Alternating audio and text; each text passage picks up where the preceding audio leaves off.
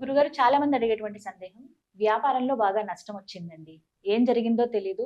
2, 3 నెలల వరకు బాగా జరిగిన వ్యాపారం సడెన్‌గా డౌన్ అయిపోయింది.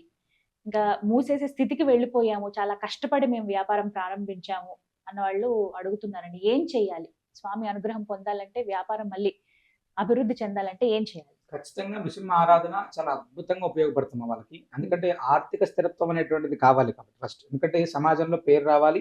అదేవిధంగా ఆర్థిక స్థిరత్వం కలగాలి. వ్యాపారంలో వృద్ధి అనేటువంటిది హ్మ్. నృసింహ అనుగ్రహం ఉంటే ఖచ్చితంగా కలుగుతుందమ్మా.